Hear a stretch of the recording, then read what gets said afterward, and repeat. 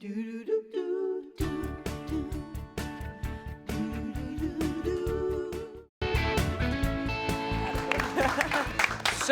Pooch, get this. About 2 weeks ago, Kristin Smith sleepwalked onto the set, and we were like, "What's going on?" She goes, "I don't know where I am. She did the what's whole going show on?" asleep. You did.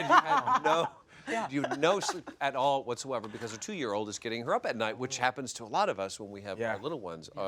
And you have a little one too, yes, 7 months old. Julian, yes. 7 months old? So 7 months, yes. You know the pain. I know the deal. Yeah. all right. So the situation has turned around for you. Oh my goodness, completely. First of all, it was such a nightmare. I had almost given up hope. Like I was desperate. So I'm so excited we're doing this segment because for anyone out there who's in my situation, like maybe you have a toddler who's not sleeping, there really is hope. So don't completely freak out just yet.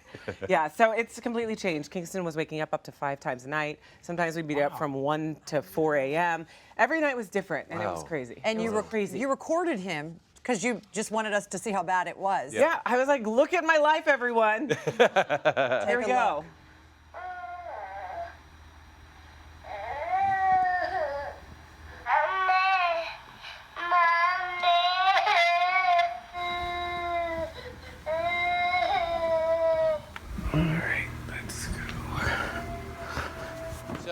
Oh, King. This happened like several times a night. That happened all night long for, it's been two years.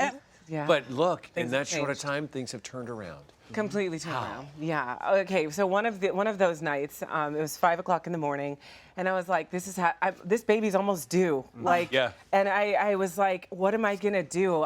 Have to do something. So I just Googled like something. I don't know. I could barely see. It was 5 in the morning, and I found this woman. Her name's Natalie, and I reached out to her by email. I did a FaceTime conversation with her, and she changed my life. All right, well, let's bring her on because she changed your life.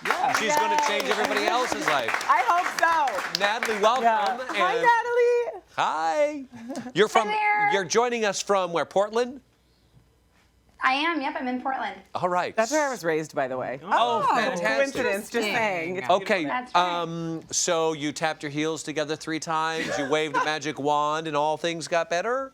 That's right, it was overnight. Actually, it was kind of overnight, but no magic Literally wand. overnight. All right, take us through the process of what you did to help Kristin and Kingston.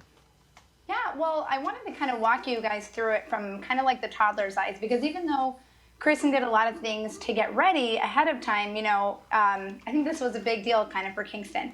And one of the first things we did was kind of show him a chart and say, hey, buddy, here's all the things.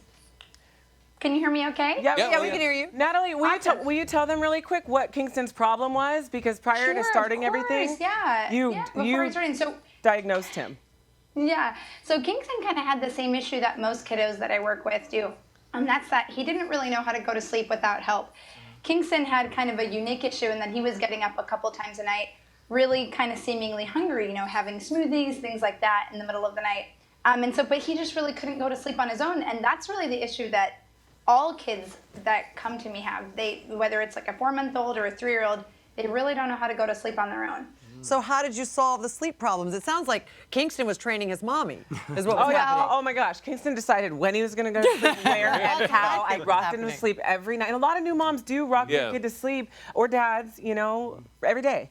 So how did you solve the problem? Yeah, let's go to the chart. Let's go through the plan. Let's go to the chart. Now let's go to the chart. Okay. Sorry about that. So for Kingston, one of the things that a lot of toddlers do is they go to bed and then they say, hey, I need a cup of water, I need a hug, I need something else. Everything. And this chart really helps kids kind of check off all those things before they get in bed, so that once you put them to bed, they kind of know, hey, I've had a chance to do all these things. I can't, I'm not really going to be able to ask for it again. And they have little stickers here? Is that what these are for? And Kingston places those? Yeah, I was a little worried at first. First of all, I'm a total skeptic. I never believed in sleep training prior to this. But this chart was really cool because Kingston loves stickers, so much so that I was a little nervous going into it. Like he would love it too much and not be tired because he'd be like, yay, stickers! But it was the opposite. It turned bedtime into a very exciting thing for him. So not only did we go through the bedtime routine, but we sealed it with a sticker. So in his brain, it's almost like, yeah, I did that. Now it's sealed with a sticker. You know what I mean? So it was brilliant for him. Natalie also asked you to change his bedroom, correct? Yeah, so first of all, had to step up the baby proofing just a notch, just in case, and then got a couple props. I had to go, go shopping. Natalie, take us through the things that you had Kristin get. Yeah, so let's start with the white noise machine. So studies have shown that white noise helps people of all ages sleep better. This is also something that covers up a lot of sort of exterior noise. In Kingston's case, his motivation was wanting to keep the door open. The problem with keeping the door open is that he can hear what mom and dad are doing. So we wanted to make sure he had something that was kind of covering up those sounds from the house. Right. I believe the next thing there is that beautiful sort of toddler clock. I have the same one. It's the one I recommend to all my clients.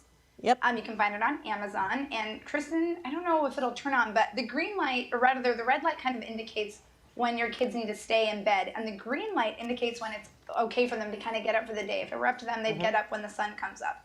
Yeah. So this is a great tool for toddlers to kind of know, okay, it's the morning. Now I can start the day. Okay, so they don't start until they get to the green.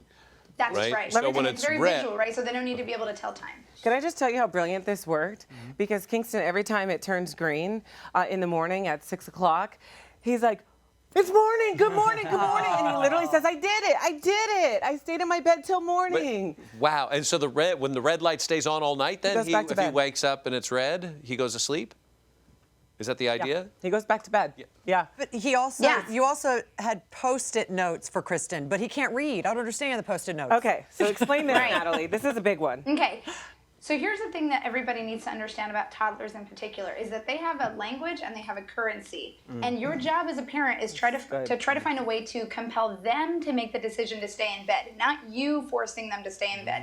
Yes. In Kingston's case, we had the Post-its to represent how many chances he had to leave the room. And once he exhausted all those chances, the door would be closed and he wouldn't be able to leave his room after that. There's a couple of ways to kind of confine a child to their room, and this obviously gets a little sticky. People feel very concerned and weird about, feeling like they're locking their kid in, but it's not too much different than having a crib. True. And once Kingston realized, hey, this door really is going to be closed, and then I won't be able to come out until that light turns green, it took one night.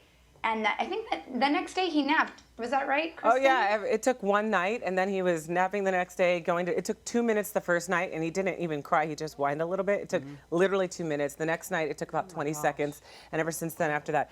But let me just tell you, because I know a lot of parents will relate, that I was terrified about this whole Post-it thing. I was like, it's too much.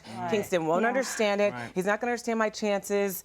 But by the second Post-it, he was like, my chances. And he chose to stay in bed. It was the most wild thing in the world. He completely got it. Wow. Yeah. They're so much smarter than we. Yeah. I know. Now every time he sees a Post-it anywhere, even at Office Max, he's like, my chances.